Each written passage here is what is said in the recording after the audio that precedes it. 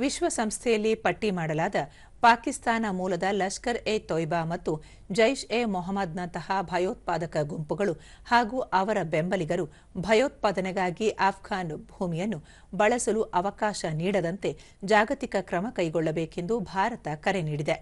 ಅಫ್ಘಾನಿಸ್ತಾನದ ಕುರಿತು ನಿನ್ನೆ ನಡೆದ ವಿಶ್ವಸಂಸ್ಥೆಯ ಭದ್ರತಾ ಮಂಡಳಿಯ ಮಾಹಿತಿ ಸಭೆಯಲ್ಲಿ ವಿಶ್ವಸಂಸ್ಥೆಯಲ್ಲಿ ಭಾರತದ ಖಾಯಂ ರಾಯಭಾರಿ ಪರ್ವತನೇನಿ ಹರೀಶ್ ರವರು ಅಫ್ಘಾನಿಸ್ತಾನದ ಭಯೋತ್ಪಾದಕ ಶೋಷಣೆಯನ್ನು ತಡೆಗಟ್ಟಲು ಸಂಘಟಿತ ಜಾಗತಿಕ ಕ್ರಮ ಕೈಗೊಳ್ಳಬೇಕೆಂದು ಕರೆ ನೀಡಿದರು. ಅಫ್ಘಾನಿಸ್ತಾನದಲ್ಲಿನ ಭದ್ರತಾ ಪರಿಸ್ಥಿತಿಯನ್ನು ಭಾರತ ಸೂಕ್ಷ್ಮವಾಗಿ ಗಮನಿಸುತ್ತಿದೆ.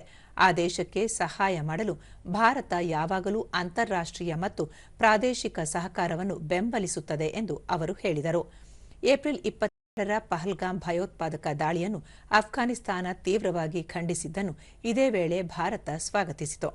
ತಾಲಿಬಾನ್ಗಳನ್ನು ಶಿಕ್ಷಿಸುವುದು ಮಾತ್ರ ಸಹಾಯ ಮಾಡುವುದಿಲ್ಲ ಎಂದು ಎಚ್ಚರಿಕೆ ನೀಡಿದ ರಾಯಭಾರಿ ಪರ್ವತನೇನಿ ಹರೀಶ್, ಅಫ್ಘಾನ್ ಜನರನ್ನು ಬೆಂಬಲಿಸಲು ಹೊಸ ಸೃಜನಶೀಲ ಮಾರ್ಗಗಳಿಗೆ ಕರೆ ನೀಡಿದರು. ಈ ತಿಂಗಳ ಆರಂಭದಲ್ಲಿ ಆಗ್ನೇಯ ಅಫ್ಘಾನಿಸ್ತಾನವನ್ನು ಅಪ್ಪಳಿಸಿದ ವಿನಾಶಕಾರಿ ಭೂಕಂಪವನ್ನು ಉಲ್ಲೇಖಿಸಿದ ಅವರು, ನೆರವು ನೀಡಿದ ಮೊದಲ ದೇಶಗಳಲ್ಲಿ ಭಾರತವೂ ಸೇರಿದೆ.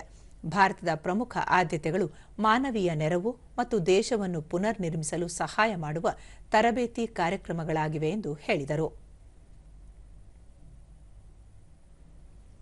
The international community must coordinate efforts towards ensuring that entities and individuals designated by the UN Security Council, the ISIL and Al-Qaeda and their affiliates, including Lashkar-e-Taiba and Jaish-e-Mohammed, along with those who facilitate their operations, no longer exploit Afghan territory for terrorist activities.